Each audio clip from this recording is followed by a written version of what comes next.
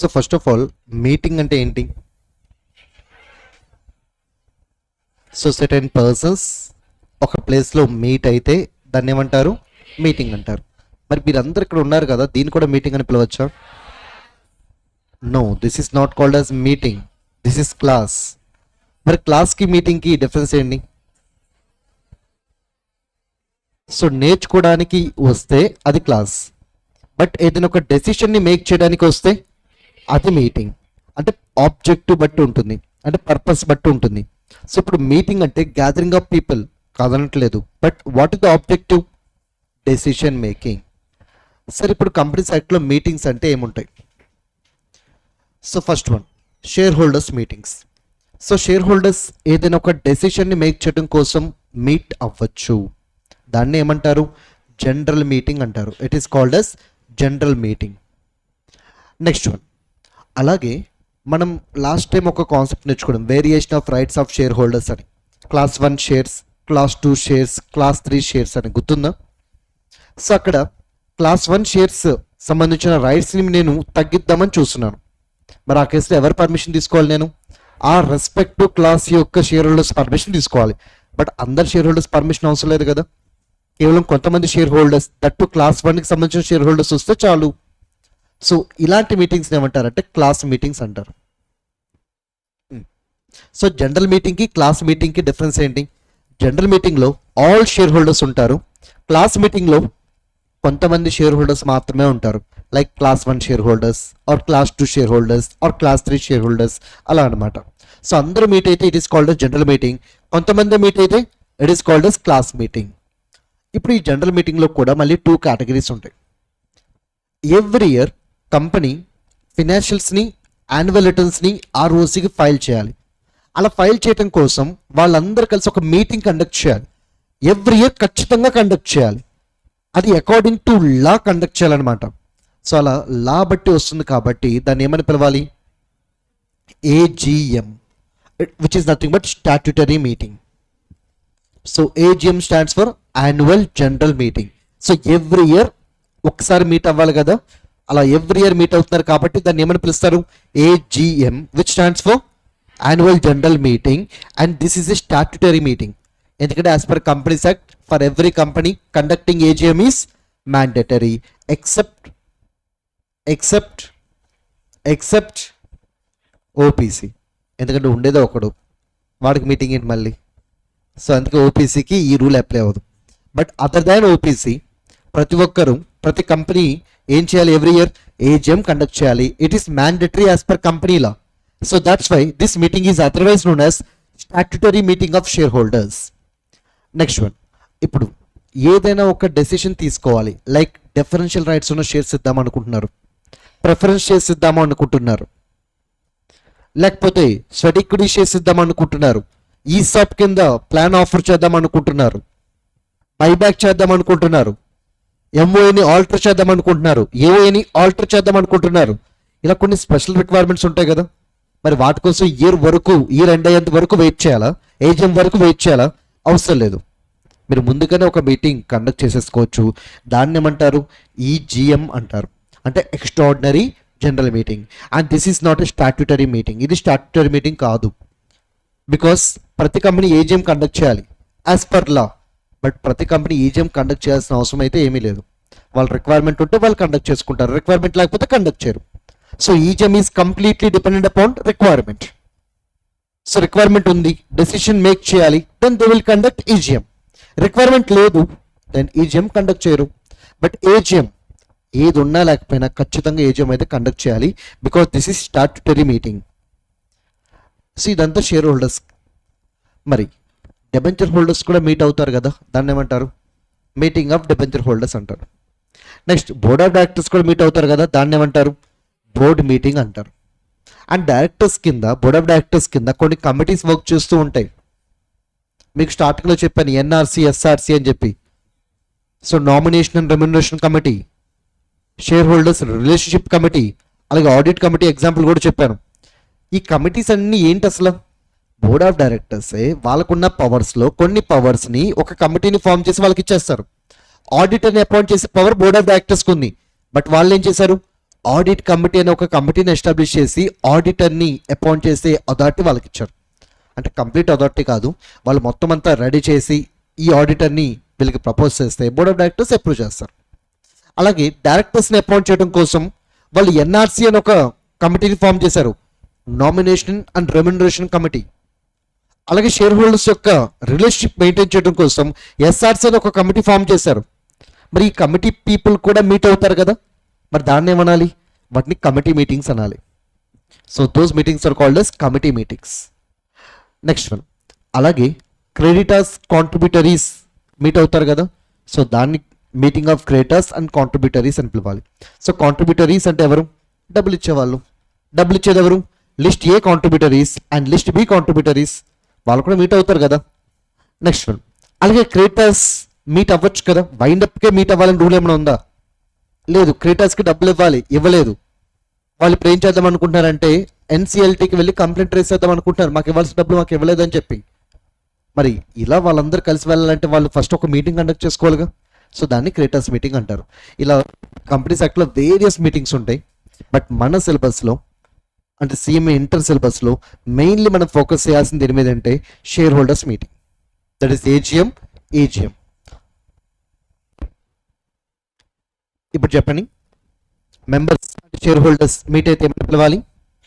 అందరూ meet అవుతున్నట్టయితే general meeting, కొంతమంది ఒక క్లాస్ ఆఫ్ షేర్ హోల్డర్స్ మాత్రమే మీట్ అవుతున్నట్టయితే class meeting. General meeting every year as per law ఒక మీటింగ్ కండక్ట్ చేయాలి, అందుకోసం వాళ్ళు కండక్ట్ చేస్తున్నట్టయితే ఏజిఎం, రిక్వైర్మెంట్ ఉన్నప్పుడు కండక్ట్ చేస్తే ఏజిఎం. అలాగే డెబెంచర్ హోల్డర్స్, క్రెడిటర్స్, కాంట్రిబ్యూటరీస్ వాళ్ళ మీటింగ్స్ వాళ్ళకు ఉంటాయి. అవి కాకుండా డైరెక్టర్స్ మీట్ అయితే బోర్డు మీటింగ్, వాళ్ళ కింద ఉండే కమిటీస్ మీట్ అయితే committee meeting. So first one, it is about AGM. So AGM conduct చేయడం మ్యాండేటరీనా optional? AGM as it is a statutory meeting, it is mandatory. Is there any exception? Yes. What that exception? OPC. So ఓపీసీలో ఉండేదే ఒక్కడు, వాడు వచ్చి AGM conduct చేయాలా? No. ఎందుకంటే at least ఒక ఇద్దరు ఉంటే ఒక ఏజిఎం కండక్ట్ చేసిన, ఒక మీటింగ్ కండక్ట్ చేసిన అర్థం ఉంటుంది. ఒక పర్సన్ వెళ్ళిపోయి తనే మీటింగ్ అంటే ఎలా కుదురుతుంది? సో అందుకే ఓపీసీకి ఏజిఎం అప్లై అవ్వదు. అదర్ దాన్ ఓపీసీ ప్రతి కంపెనీ ఖచ్చితంగా ఎవ్రీ ఇయర్ ఏం చేయాలి? ఏజిఎం కండక్ట్ చేయాలి. Then what is the time limit for conducting AGM? So ఏజిఎంని కండక్ట్ చేయడానికి టైం లిమిట్ ఏంటి?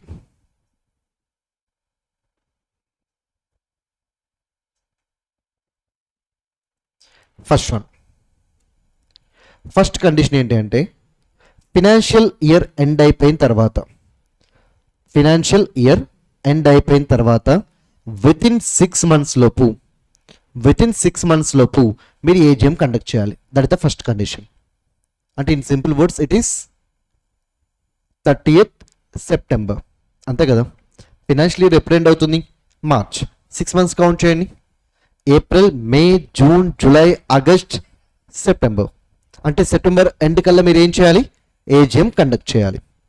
ఇది ఫస్ట్ రూల్ మాత్రమే, నాట్ సింగిల్ రూల్, ఇంకా మల్టిపుల్ రూల్స్ ఉన్నాయి. ఇంకోటి ఏంటంటే ప్రతి క్యాలెండర్ ఇయర్కి ఒక ఏజిఎం ఖచ్చితంగా ఉండాలి. So now I'm not discussing about financial year, I'm discussing about calendar year.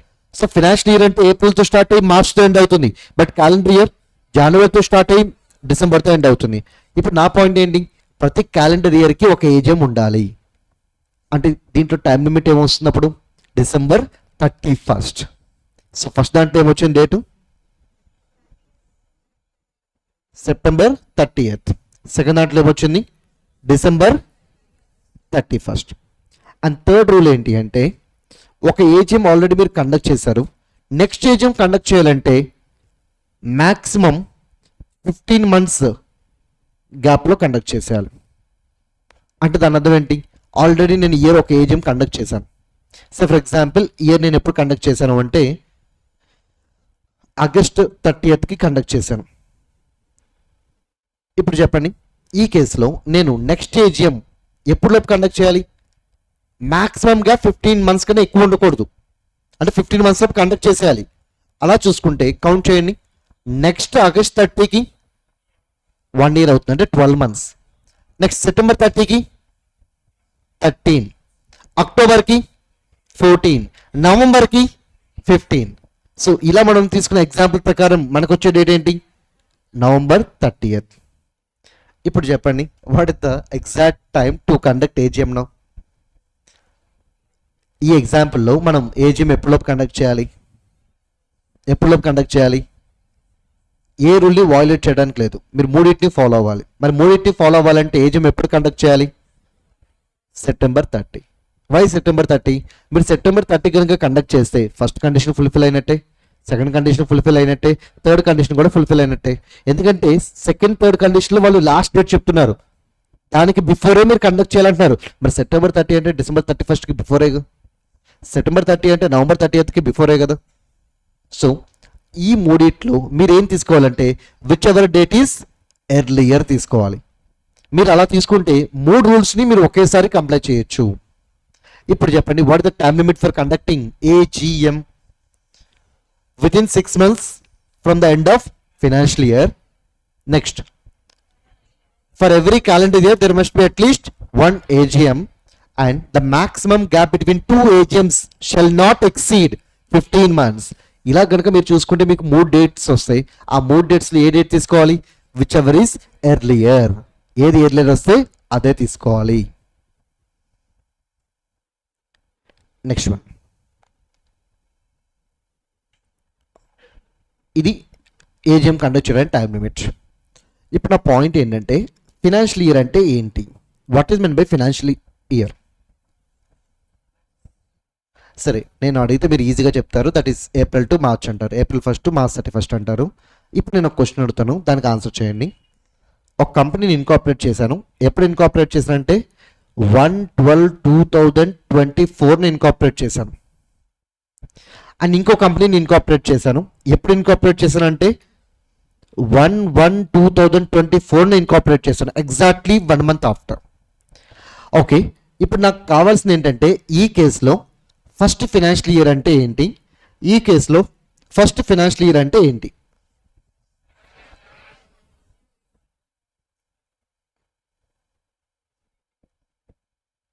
చెప్పండి, ఫస్ట్ కేసులో చెప్పండి.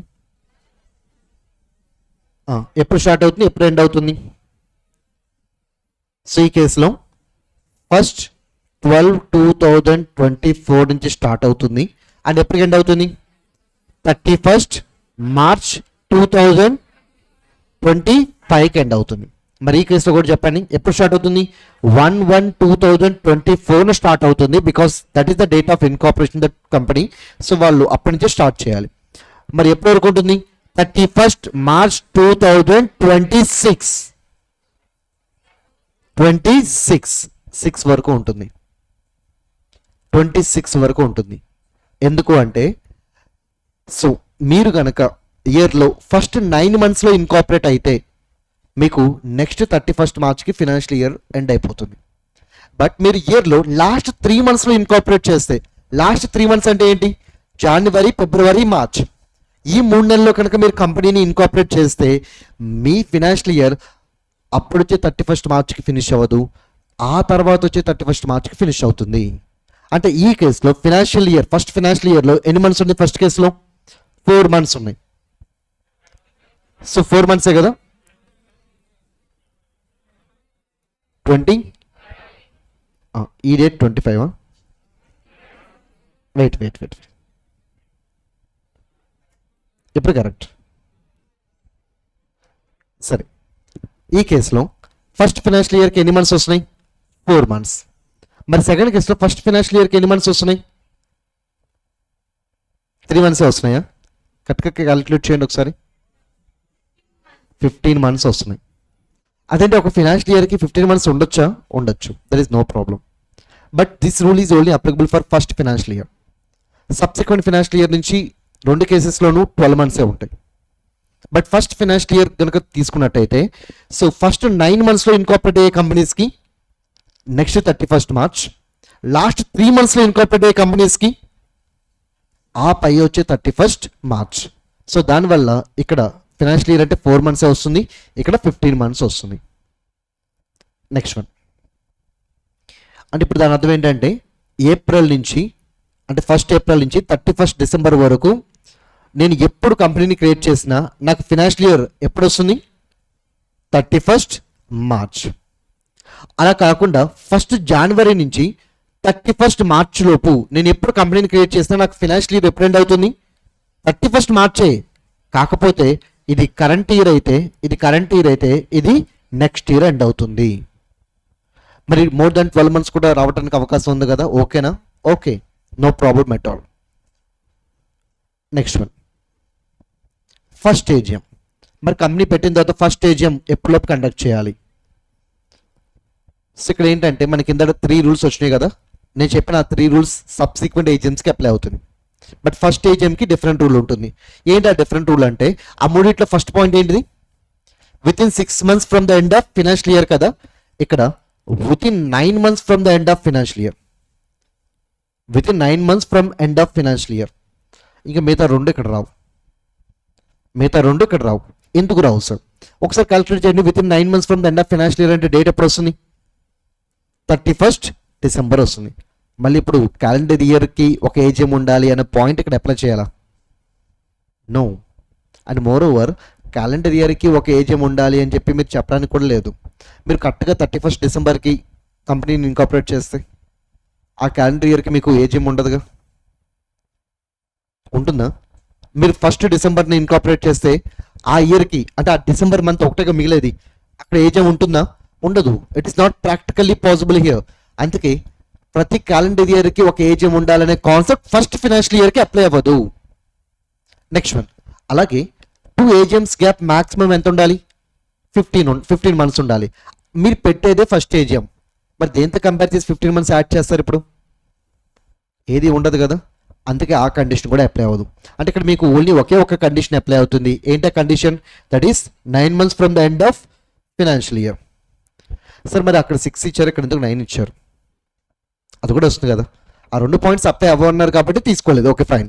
మరి ఫస్ట్ పాయింట్ అప్లై అవుతుంది అన్నప్పుడు అక్కడ 6 months ఎందుకు ఇచ్చారు, అక్కడ 9 months ఎందుకు ఇచ్చారు?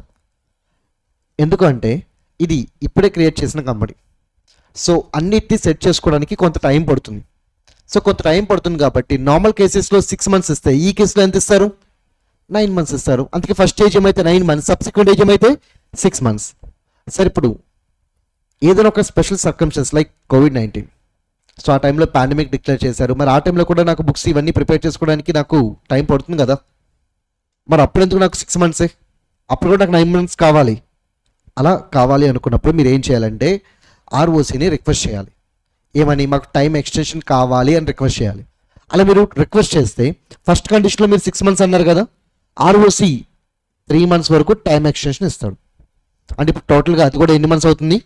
9 months అవుతుంది. ఇప్పుడు వాడికి 3 months ఎక్స్టెన్షన్ ఇస్తే నాకు కూడా ఇవ్వాలని చెప్పి ఫస్ట్ ఏజిఎం వాడు వచ్చేసాడు, నాకు కూడా ఒక 3 months ఎక్స్టెన్షన్ కావాలన్నారు. ఇస్తారా? ఇవ్వరు. ఆల్రెడీ మీకు 9 months ఇచ్చారు. కాబట్టి మళ్ళీ టైం ఎక్స్టెన్షన్ ఉండదు. ఇప్పుడు ఫైనల్గా చెప్పండి, ఫినాన్షియల్ ఇయర్ అంటే ఎప్పుడు స్టార్ట్ అవుతుంది, ఎప్పుడు ఎండ్ అవుతుంది? First financial year from date of incorporation to 31st March of current year in case if the company is incorporated in first 9 months. Next one, date of incorporation to 31st March of next financial year in case the company is incorporated during last 3 months. మరి subsequent financial years అంటే 1st April to 31st March, ఇంకా common. మరి first ఏజిఎంకి time limit ఏంటి? 9 months from the end of financial year. వాళ్ళ financial year ఎప్పుడు end అయితే అప్పటి నుంచి 9 months. Then what about subsequent AGM? 6 months from the end of financial year. Here 3 months time extension is possible. For that purpose you need to make an request to ROC. Next one, దీంతో పాటు ఇంకో 2 conditions apply అవుతాయి.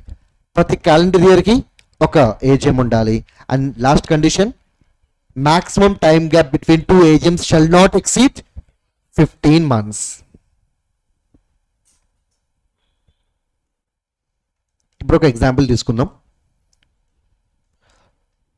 So కంపెనీని ఎప్పుడు create చేశారంటే 1/2/2024 incorporate చేశారు. So first ఏజిఎంకి time limit ఏంటి?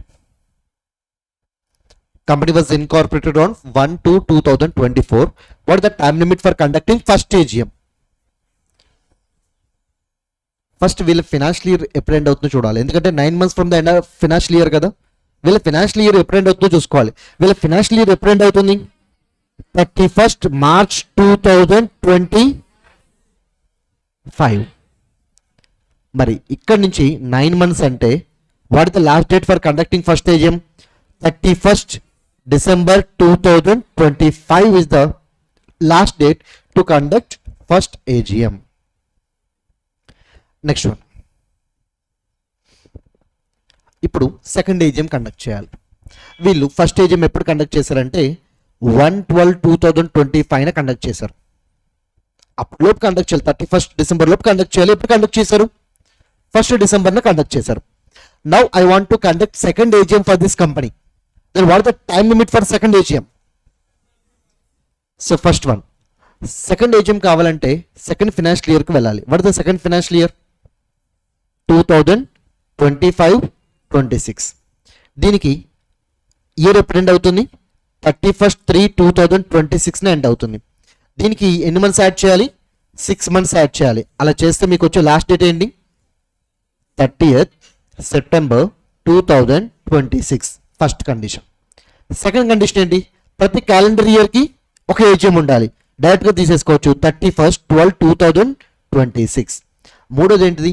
లాస్ట్ ఏజిఎంకి 15 months యాడ్ చేస్తే మీకు ఒక డేట్ వస్తుంది కదా, ఆ డేట్లోపు కండక్ట్ చేయాలి. అంటే మ్యాక్సిమం గ్యాప్ ఎంత దాటకూడదు? 15 months దాటకూడదు. దీనికి 15 months యాడ్ చేయండి, ఎంత వస్తుంది? సో నెక్స్ట్ ఇయర్ మళ్ళీ నవంబర్ ఎండింగ్కి 12 months, డిసెంబర్ ఎండింగ్కి 13, జనవరి ఎండింగ్కి 14, ఫిబ్రవరి ఎండింగ్కి 15. అంటే what is the last date? 28th February 2027. ఇప్పుడు నాకు 3 dates వచ్చినాయి, 3 కండిషన్స్కి 3 dates వచ్చినాయి. ఏ డేట్ తీసుకోవాలి? Which ever is earlier. మరి ఈ మూడిట్లో ఎర్లియర్ ఏంటి? 39/2026. So what the last date to conduct AGM here? 39/2026 is the last date. ఇది లాస్ట్ డేట్. అంటే ఈ డేట్ లోపు నేను ఏం చేయాలి? ఏజిఎం కండక్ట్ చేయాలి.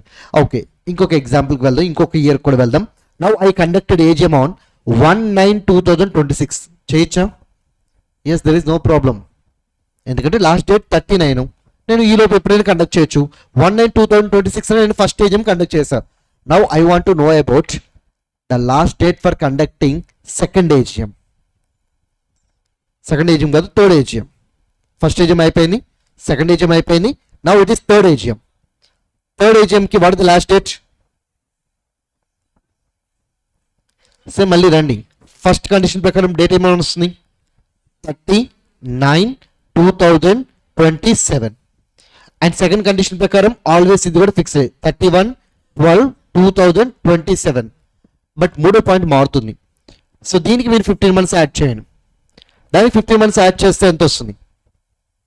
సో నెక్స్ట్ ఆగస్ట్ ఎండింగ్కి 12 months, సెప్టెంబర్ ఎండింగ్కి 13, అక్టోబర్ ఎండింగ్కి 14, నవంబర్ ఎండింగ్కి 15. నవంబర్ ఎండింగ్ అంటే 30/11/2027. మరి ఈ మూడిట్లో ఎర్లియర్ డేట్ ఏంటిది? So what the last date to conduct third AGM? 39/2021. ఈసారి వీడేం చేశారంటే మొత్తం అంతా చేసేసి 1st July కండక్ట్ చేశాడు ఏజిఎంని. So 1st July 2027 AGM conduct చేశాడు. ఏ AGM? Third AGM. Now I want to know about the time limit for fourth AGM. ఇక్కడ నేనేం మాట్లాడి మీరు చెప్పండి. Fourth AGM. So fourth AGM అంటే which financial year? 27-28 financial year. So 27-28 financial ఇయర్కి fourth AGM వస్తుంది. మరి ఫోర్త్ ఏజిఎం కండక్ట్ చేయడానికి what is the time limit? First condition ప్రకారం డేట్ చెప్పండి. 30th September 28. Next one, second date చెప్పండి. 31st December 28. Third date చెప్పండి. Third date ఎలా చెప్పాలి? థర్డ్ డేట్ దీనికి 15 months యాడ్ చేయాలి. యాడ్ చేసి చెప్పండి third date.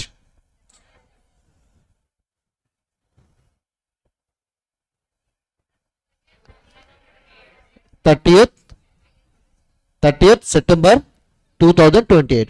Which date is earlier? So రెండిట్లో సేమ్ వచ్చింది, ఏది తీసుకున్న ప్రాబ్లం లేదు. 39/2008 ఈజ్ ద లాస్ట్ డేట్.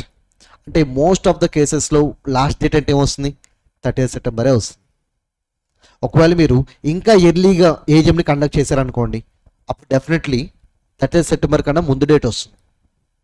కానీ అంత ఎర్లీగా మీరు ఏజిఎంని కండక్ట్ చేయలేరు. బికాస్ ఏజిఎంని కండక్ట్ చేయాలంటే ఫస్ట్ బుక్స్ ఆఫ్ అకౌంట్స్ని ఫైనలైజ్ చేయాలి, తర్వాత బోర్డ్ ఆఫ్ డైరెక్టర్స్ అప్రూవ్ చేయాలి, తర్వాత ఆడిటర్ ఆడిట్ చేయాలి, ఆడిట్ రిపోర్ట్ ఇవ్వాలి, తర్వాత board of directors board report ఇవ్వాలి.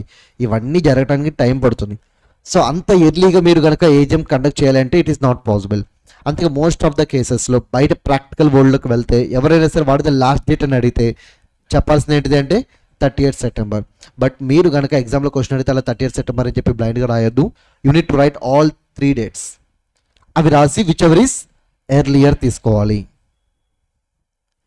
ఇప్పుడు చెప్పండి, ఫస్ట్ ఏజిఎం కండక్ట్ చేయడానికి what the last date? 9 months from the end of first financial year. Subsequent ఏజిఎంని కండక్ట్ చేయడానికి what the last date? 6 months from the end of respective financial year or December 31st, nothing but for every calendar year there must be at least 1 AGM అన్నారు కదా, అది. Or 15 months from the last AGM. ఈ మూడిట్లో ఏ date అయితే earlier వస్తుందో ఆ డేట్లో మీరు ఏం చేయాలి? ఏజిఎం కండక్ట్ చేయాలి. నెక్స్ట్ వన్, ఓకే, టైమింగ్ గురించి మాట్లాడారు, మరి ఏజిఎం ఎక్కడ కండక్ట్ చేయాలి? ఫంక్షన్ హాల్లోనా? సో మీరు ఇన్ని ఆప్షన్స్ చెప్తారని తెలిసే లా మేకర్ ఏం చేశారంటే ఇవన్నీ చల్లవు, నేను చెప్పాను వినండి అన్నారు.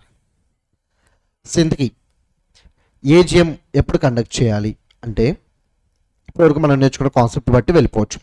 ఏజిఎం ఏ ప్లేస్లో కండక్ట్ చేయాలి అంటే మీకు రిజిస్టర్డ్ ఆఫీస్ ఉంటుంది కదా, ఆ రిజిస్టర్డ్ ఆఫీస్లోనే కండక్ట్ చేయాలి. సో రిజిస్టర్ ఆఫీస్లోనే కండక్ట్ చేయాలి. ఇప్పుడు చెప్పండి, మీ register office function hall.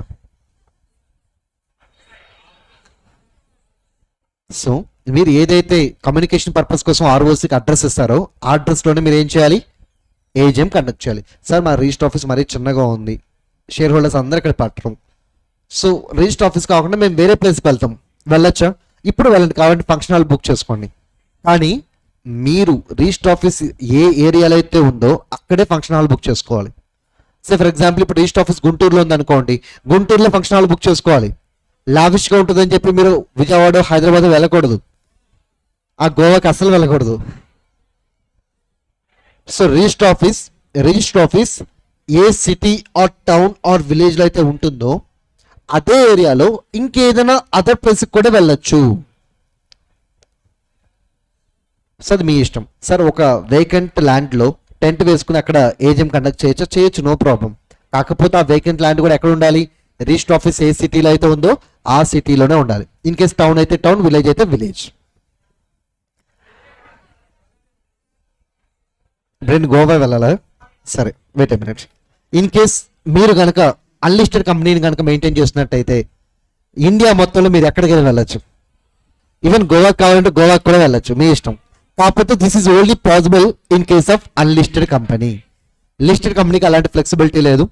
Unlisted company కావాలి అనుకుంటే ఇండియాలో ఏ ప్లేస్కైనా వెళ్ళి వాళ్ళు మీటింగ్ని కండక్ట్ చేయొచ్చు. కానీ ఇలా సడన్గా గోవా అంటే అందరు రారుగా, ఎవరొకరు హ్యాండ్ ఇస్తారు. సో హ్యాండ్ ఇస్తారు కాబట్టి first you need to take the prior consent. మరి ఎంతమంది దగ్గర నుంచి ప్రయర్ కన్సెంట్ తీసుకోవాలి? ఫ్రమ్ ఆల్ మెంబర్స్ దగ్గర నుంచి ప్రయర్ కన్సెంట్ తీసుకోవాలి. అందరూ ఒప్పుకుంటేనే గోవా, లేకపోతే no Goa. So all members దగ్గర నుంచి అడ్వాన్స్గా మీరు ఏదో రైటింగ్లో కానీ లేకపోతే మెయిల్ ద్వారా కానీ ఆల్ మెంబర్స్ దగ్గర నుంచి కన్సర్న్ తీసుకున్నట్టయితే మీరు ఇండియాలో ఎక్కడైనా సరే ఏజిఎంని ప్లాన్ చేయొచ్చు. But this is only applicable in case of unlisted company, not in case of listed companies. Next one, మరి ఏ డేన కండక్ట్ చేయాలి? ఒక టైం లిమిట్ చెప్పారు, బాగానే ఉంది, 30th September, okay fine. But 30th September లోపు ఏ రోజున కండక్ట్ చేయాలి? ఈ లోపు సండే వస్తుంది, సండేని కండక్ట్ చేయొచ్చా?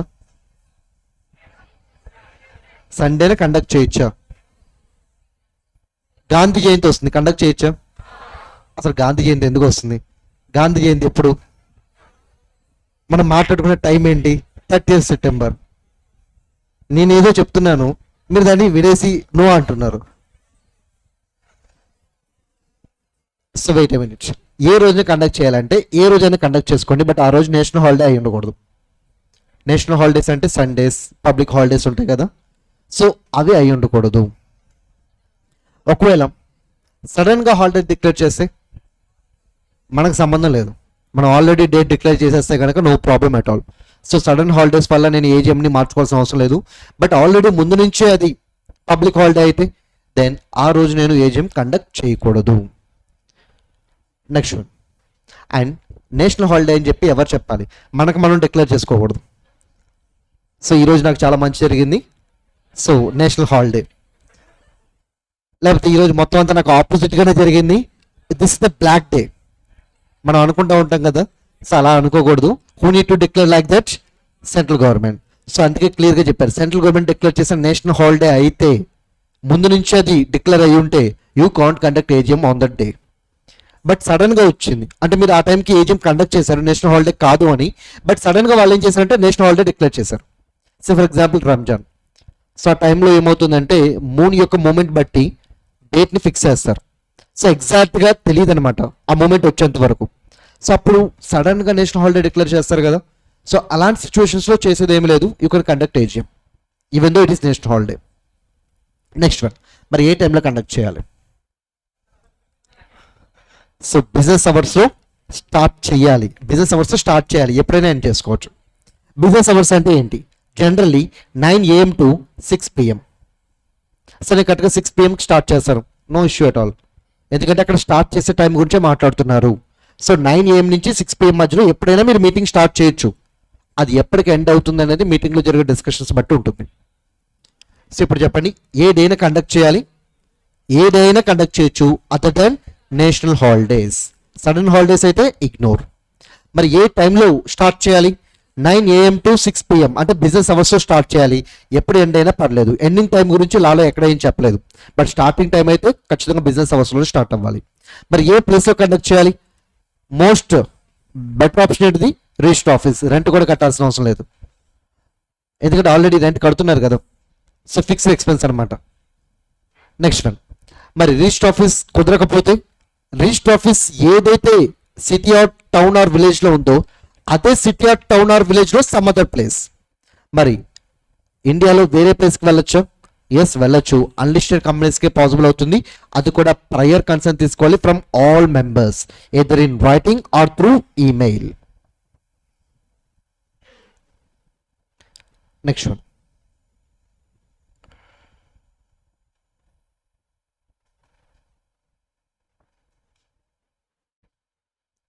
మరి ఒకవేళ ఏజిఎం కంపెనీ కండక్ట్ చేయకపోతే కంపెనీ ఏమనుకుంటుందంటే ఫస్ట్ ఫైనాన్షియల్ ఇయర్లో మేము పెద్ద ట్రాన్సాక్షన్స్ ఏం చేయలేదు, ఏజిఎం అవసరం లేదు అనుకుంటున్నారు. మరి వాళ్ళు ఏజిఎం కండక్ట్ చేయాల్సిన అవసరం లేదా? చేయాలి. లేకపోతే చాలా కాస్ట్లీ అఫేర్, ఇది మన వల్ల కాదు అనుకుంటున్నారు, ఏజిఎం కండక్ట్ చేయాలా లేదా? చేయాలి. సో ఎందుకంటే ఏజిఎం కండక్ట్ చేయడం అనేది mandatory, it is a statutory meeting, ఖచ్చితంగా కండక్ట్ చేయాలి. మీరు రీజన్స్ చెప్పి దాన్ని అవాయిడ్ చేయడం కుదరదు. Conducting AGM is mandatory for every company except OPC. మరి కండక్ట్ చేయడం మ్యాండేటరీ అన్నప్పుడు ఒకవేళ మీరు కండక్ట్ చేయకపోతే అప్పుడు మెంబర్ ఏం చేయొచ్చు అంటే ట్రిబ్యునల్ దగ్గరికి వెళ్ళొచ్చు. సో మెంబర్ ట్రిబ్యునల్ దగ్గరికి వెళ్ళి మా కంపెనీలో వీడు ఏజిఎం కండక్ట్ చేయాలి, ఇంతవరకు కండక్ట్ చేయలేదు, మీరు హెల్ప్ చేయండి అని చెప్పి ట్రిబ్యునల్ అడగచ్చు. అప్పుడు ట్రిబ్యునల్ ఏం చేస్తుంది? ట్రిబ్యునల్ ఏజిఎంకి కాల్ ఫర్ చేస్తుంది. మరి ట్రిబ్యునల్ కండక్ట్ చేసి ఈ ఏజిఎం కంపెనీస్ యాక్ట్ కింద కండక్ట్ చేసే ఏజిఎంకి సమానంగానే ఉంటుందా? ఎస్, అంటే బోత్ ఆర్ ఈక్వలెంట్. అంటే మీరు ట్రిబ్యునల్ ప్రకారం, ట్రిబ్యునల్ ఆర్డర్ ప్రకారం ఏజిఎం కండక్ట్ చేస్తే యాక్ట్ ప్రకారం ఏజిఎం కండక్ట్ చేసినట్టే. కాకపోతే ఇక్కడ ఒక స్పెషల్ పాయింట్ ఉంటుంది, ట్రిబ్యునల్కి ఇక్కడ ఓవర్ రైడింగ్ ఎఫెక్ట్ ఉంటుంది. అంటే ట్రిబ్యునల్ ఏం చెప్పినా దానికి ఓవర్ రైడింగ్ ఎఫెక్ట్ ఉంటుంది. ఇప్పటివరకు మనం చాలాసార్లు అనుకున్నాం యాక్ట్ తోపా ఎంఓఏ తోపా అంటే యాక్ట్, యాక్ట్ తోపా రూల్స్ తోపా అంటే యాక్ట్, యాక్ట్ తోపా లేకపోతే కంపెనీ అంటే అగ్రిమెంట్స్ ఆర్ పాస్ చేసే రెజల్యూషన్స్ తోపా అంటే యాక్ట్, యాక్ట్ తోపా ట్రిబ్యునల్ తోపా అంటే ఈ ఒక్క పాయింట్లో ట్రిబ్యునల్ తోపు. ఎందుకు అంటే నార్మల్లీ ఇక్కడ కూడా యాక్ట్ తోపు, కానీ యాక్టే చెప్తుంది ఏమని, ట్రిబ్యునల్ ఏం చెప్తే అది ఫాలో అవ్వండి అని. మరి యాక్టే తోపు అని చెప్తున్నప్పుడు తోపే ఒక పర్సన్ని తోపు అన్నప్పుడు ఆబ్వియస్లీ ఆ పర్సన్ ఏమవుతారు? పెద్ద తోపే అవుతారు కదా. సో ఈ కేసులో ఏజిఎంని ట్రిబ్యునల్ ఎలా అయితే కాల్ ఫర్ చేస్తుందో దట్ ఈస్ ఫైనల్. యాక్ట్లో ఏమున్నా అవసరం లేదు. నార్మల్గా యాక్ట్ ప్రకారం ఏంటంటే ప్రైవేట్ కంపెనీ విషయంలో ఏజెం కండక్ట్ చేయాలంటే అట్లీస్ట్ ఇద్దరు అటెండ్ అవ్వాలి. Attendance is very important. దాన్ని ఏమంటారంటే ఇక్కడ క్వారం అంటారు. క్వారం అంటే అటెండెన్స్. సో ఇప్పుడు మీకు ఒక 5 days హాలిడేస్ ఇచ్చారనుకోండి, 5 days ఇంకా ఇవ్వలేదు ఎవరు కూడా.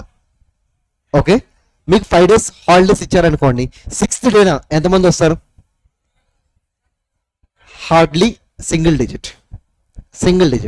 మరి ఆ రోజు క్లాసెస్ కండక్ట్ చేస్తారా? చేయరు. ఎందుకు చేయరంటే మరీ సింగిల్ డిజిట్ వచ్చారు కాబట్టి, వినండి ఒకసారి, మరీ సింగిల్ డిజిట్ వచ్చారు కాబట్టి క్లాసెస్ కండక్ట్ చేయరు ఫస్ట్ డే కాబట్టి. బట్ సెకండ్ డే ఏం చేస్తారు? ఎంతమంది వచ్చినా సరే ఖచ్చితంగా క్లాసెస్ అయితే రన్ చేసేస్తారు. ఎందుకంటే ఇంక వదిలేసాం అనుకోండి, ఎలాగో క్లాసెస్ కండక్ట్ చేయట్లేదు కదా అని చెప్పి ఇంక అందరు రాకుండా ఉండిపోతారు. సో అందుకే ఏం చేస్తారు, నెక్స్ట్ రోజు నుంచి కండక్ట్ చేసుకుంటూ వెళ్ళిపోతారు. అంటే క్లాసెస్ని ఏం చేశారు? పోస్ట్ పోన్ చేశారు. ఇక్కడ కూడా అంతే. ఏజెంకి ఫస్ట్ మినిమం అటెండెన్స్ వచ్చారా లేదని చూస్తారు. ఆ మినిమం అటెండెన్స్ వస్తే కంటిన్యూ చేసేస్తారు. అందరు రావాల్సిన అవసరం లేదు. మినిమం అటెండెన్స్ వస్తే చాలు, కంటిన్యూ చేసేస్తారు. బట్ ఒకవేళ మినిమం అటెండెన్స్ రాకపోతే అప్పుడు ఏం చేస్తారు? ఏజెంని పోస్ట్ పోన్ చేస్తారు. దాన్ని అడ్జార్న్మెంట్ అంటారు. ఇది జనరల్గా మూవీస్లో కోర్ట్ కేసెస్లో చూస్తూ ఉంటారు. The court is adjourned for tomorrow అంటారు. సో అడ్జార్న్ అంటే అర్థం ఏంటి? Post phone. సో ఈ కేసుని పోస్ట్ పోన్ చేశారని అర్థం. సో ఏజెంని ఇక్కడ ఏం చేశారు? పోస్ట్ పోన్ చేస్తారు. ఎందుకు? మినిమం అటెండెన్స్ రాలేదు కాబట్టి. మరి రెండోసారి కండక్ట్ చేసినప్పుడు కూడా మినిమం అటెండెన్స్ రాకపోతే అప్పుడు కండక్ట్ చేసేస్తారు. ఈవెన్ ఒక్కళ్ళు ఉన్నా సరే కండక్ట్ చేసేస్తారు. సరే ఇప్పుడు ప్రైవేట్ కంపెనీకి ఎంతమంది రావాలి మినిమం అటెండెన్స్ అంటే? 200 members ఉన్నా సరే మినిమం 2 వస్తే చాలు. యాక్ట్ ప్రకారం మినిమం 2 వస్తే వాళ్ళు ఏజెంట్ని కండక్ట్ చేసేయచ్చు. కానీ ఇప్పుడు ట్రిబ్యునల్ ఆర్డర్ పాస్ చేసింది కదా, ఇక్కడ ఒక్కడొచ్చినా సరే ఏజెంట్ని కండక్ట్ చేసేయచ్చు. ఇన్ కేస్ ట్రిబ్యునల్ అలా చెప్పినట్టయితే, ట్రిబ్యునల్ ఒక్కడొచ్చినా సరే ఏజెంట్ కండక్ట్ చేశానని చెప్తే ఒక్కడొచ్చిన ఏజెంట్ని కండక్ట్ చేసేయచ్చు. సరే అది యాక్ట్కి ఎగనెస్ట్గా ఉంది కదా, బికాస్ యాక్ట్లో 2 రావాలని చెప్పారు కదా. ఎస్, ఇక్కడ ట్రిబ్యునల్ ఇచ్చే ఆర్డర్కి ఓవర్ రైడింగ్ ఎఫెక్ట్ ఉంటుంది. సో ఇక్కడ ట్రిబ్యునల్ ఏం చెప్తే అదే ఫైనల్. Next one. మరి ఒకవేళ ట్రిబ్యునల్ చెప్పింది మీరు ఫాలో అవ్వకపోతే అప్పుడు ఫైన్ వేస్తారు. So company and every officer in default. So fine ఎంత అంటే అప్ టు 1 lakh వేస్తారు. అలాగే ప్రతిరోజు ఎంత యాడ్ అవుతుందంటే 5,000 యాడ్ అవుతుంది. అంటే 1 lakh plus 5,000 per day. That will be the punishment if you fail to comply with these provisions. So దీంతో మనకి ఎన్ని క్వశ్చన్స్ అయిపోయినాయి? 3 questions.